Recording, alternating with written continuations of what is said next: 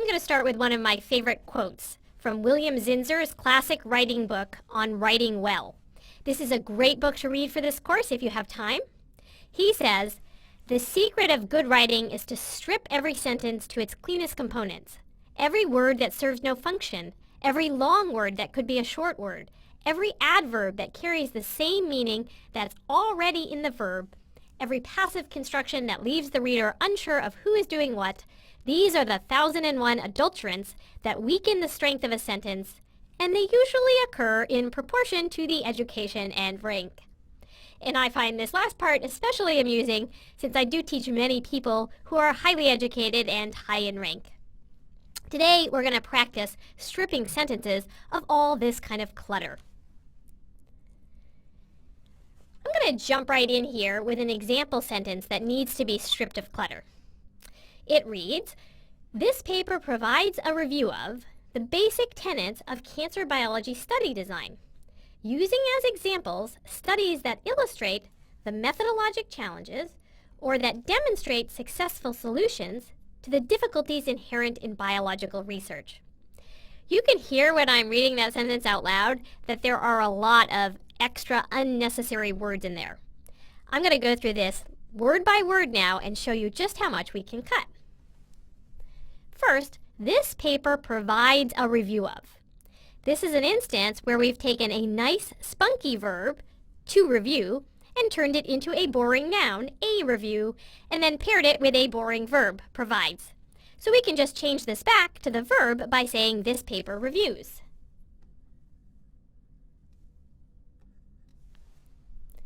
Then we get to of the basic tenets of. Well, this is one of those vague, amorphous phrases that doesn't add anything for the reader. It doesn't help the reader understand what is going on here. So we can just cut it. So we get, this paper reviews cancer biology study design, using as examples studies that illustrate. When I read that out loud, you can hear how awkward it is. And you can hear the repetition. The word examples means the same thing as studies. We don't need both. So I'm just going to get rid of studies and say using examples that illustrate. Then we get to methodologic challenges. Well, that word methodologic is again one of those vague, amorphous words that's so broad that it adds nothing for the reader. We've already said that we're talking about study design, so methodology is implied. Then we get to using examples that illustrate the challenges or that demonstrate successful solutions. And notice we have a repetition here. We have illustrate, which means the same thing as demonstrate. And I always picture that the author was sitting there and thinking, well, I already used the word illustrate. I don't want to repeat myself, so I'm going to go to the thesaurus and find a second word that means the same thing. And I found demonstrate. Okay, if you catch yourself reaching for the thesaurus to avoid repeating a word, always ask yourself, do I even need the second instance of that word at all? Oftentimes, you simply don't need the second instance of the word. In this case, the illustrate can carry over to both the challenges and solutions. We can just say using examples that illustrate both challenges and solutions.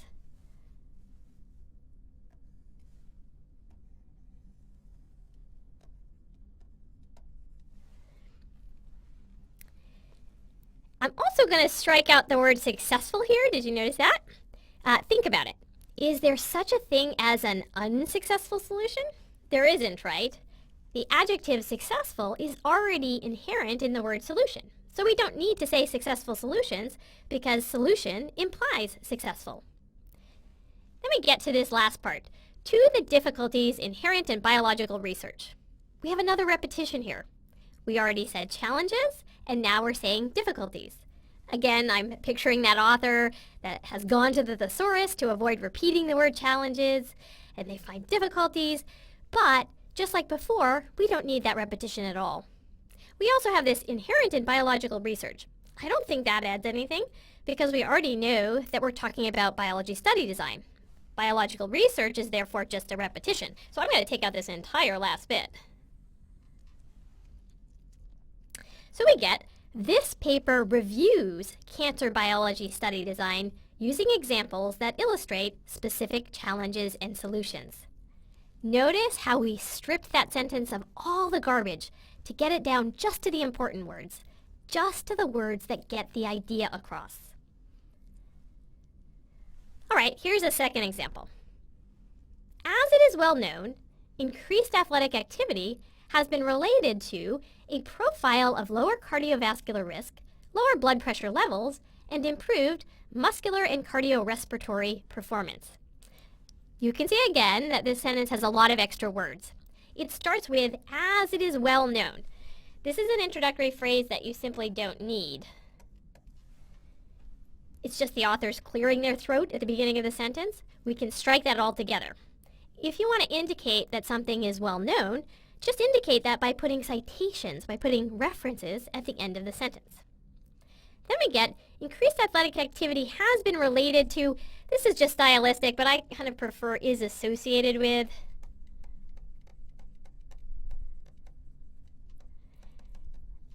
I like that better. And then we get to a profile of lower cardiovascular risk. Well, a profile of, again, is one of those vague phrases that just doesn't add anything. We don't lose anything by crossing that out and just saying lower cardiovascular risk. Then we get to lower blood pressure levels. Well, again, that word levels is not necessary. We can just say lower blood pressure. And finally, we get to improved muscular and cardiorespiratory performance. Well, that's just a fancy way of saying fitness. So I'm just going to cross all of that out and just say what I mean, which is fitness. So we get, increased athletic activity is associated with lower cardiovascular risk, lower blood pressure, and improved fitness. Notice how much clutter we've stripped away from that sentence. In this example, though, I think we could even be more direct. I think we have adequate scientific evidence to state that increased athletic activity lowers cardiovascular risk and blood pressure and improves fitness. Of course, this requires a higher level of evidence, but I do think we can confidently say that exercise does have these direct effects. Here's one last example. The experimental demonstration is the first of its kind and is a proof of principle for the concept of laser-driven particle acceleration in a structure-loaded vacuum. We'll jump right into this one. I think instead of the experimental demonstration, we can just say the experiment. Then we get to is the first of its kind and is a proof of principle. Notice that we get two to-be verbs, is and is. Those are boring verbs, so maybe we can try to put a better verb in there. We also get the first of its kind and proof of principle. I think those are repetitive. It's kind of the same thing. So I'm going to change this to the experiment provides the first proof of principle. Just condense that, the first proof of principle. Then we get to for the concept of laser-driven particle acceleration. I don't think we need the for the concept of, that's just extra words, so let's just say proof of principle of laser-driven particle acceleration. So we can get this one down to the experiment provides the first proof of principle of laser-driven particle acceleration in a structure-loaded vacuum. And I just want to acknowledge and thank Deborah Biasca of the University of Colorado Boulder, who shared some writing examples in physics with me that appear in my slides. All right, I want you to get in the habit of cutting unnecessary words. You have to be vigilant and ruthless. Cutting your words is really hard because you've invested all this effort to put your words on the page. You've wrestled with the sentence. It feels like you're negating that effort by going back and throwing those words away. Also, you may have read the sentence over in your head so many times that it starts to sound good. It starts to sound like this is just the way it should be. Well, you're going to have to fight against this inertia and this complacency. You're going to have to actively train yourself to go back and take out all those unnecessary words. Try taking out all the extra words. Read the sentence and see how it's better. See how it conveys the same idea with more power.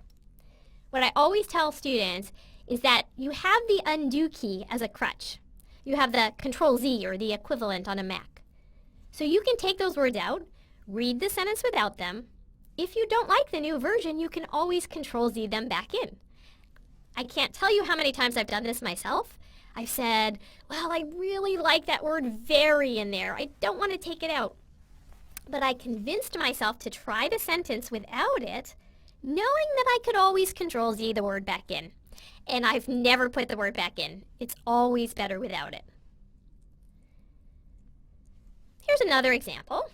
This is a perfectly good sentence. It reads, brain injury incidence shows 2 peak periods in almost all reports. Rates are the highest in young people and the elderly. That's fine, but compare that to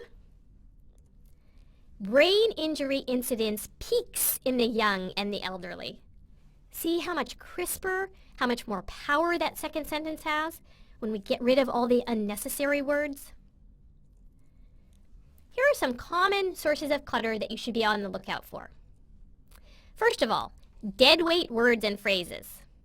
As it is well known, as it has been shown, it can be regarded that, it should be emphasized that. These are just the authors clearing their throats. They can be deleted altogether. Just provide citations to show that it's well known. Also, look out for empty words and phrases. These kinds of words don't add anything because they are so vague and empty. And I love this quote from William Zinsser. He says, some words and phrases are blobs. And that's really true. Some words and phrases are so amorphous, they don't add anything.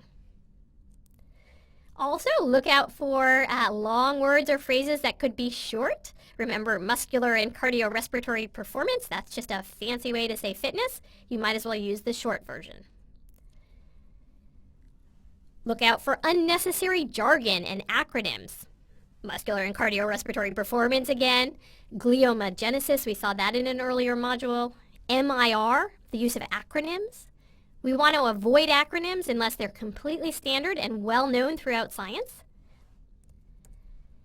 We also want to get rid of any extra repetition. We saw some examples of this earlier. We saw studies, examples, illustrate and demonstrate, challenges and difficulties, successful solutions.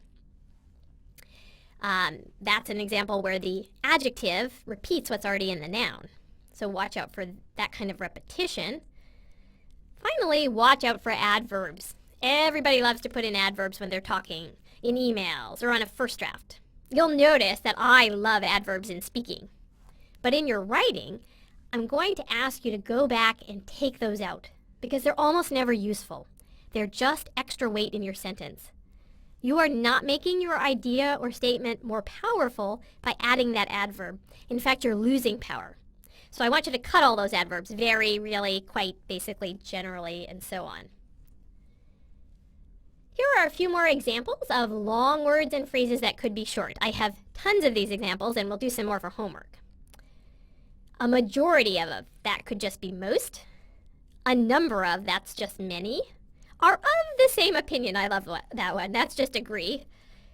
Less frequently occurring, just say rare.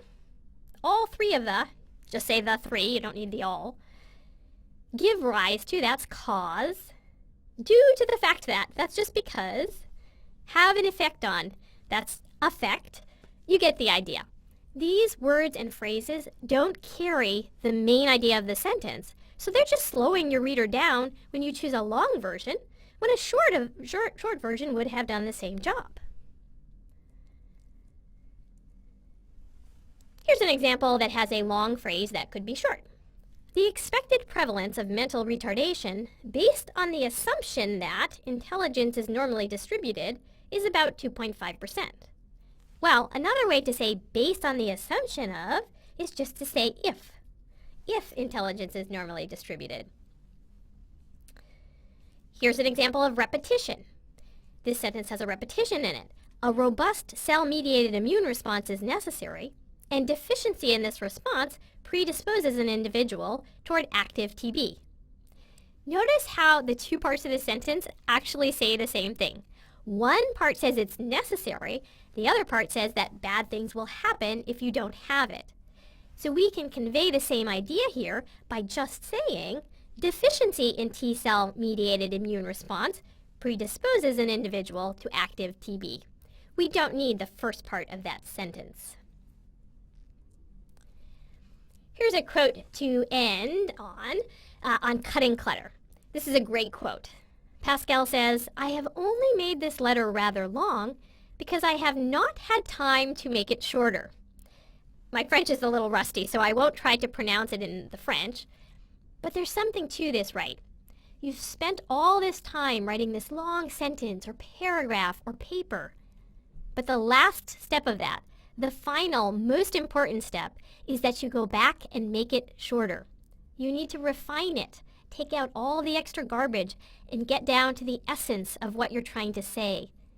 That's where the elegance in your writing comes in. Now, most of you probably had courses in high school or college where you were told that you had to fill some minimum number of pages, maybe a 10-page report. And at that age, you probably did not have anywhere near 10 pages of ideas. So you started to learn to pad your writing with a lot of extra words. You picked up this bad habit.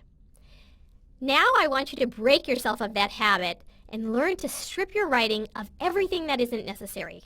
Get it down to the key ideas. When you convey your ideas with the fewest words possible, your writing is more readable, engaging, and powerful. And a former student in this course, John Hodges, was kind enough to find the original reference to this quote and shared it with me. So I want to share the original text with you here. Thanks, John, for digging this up.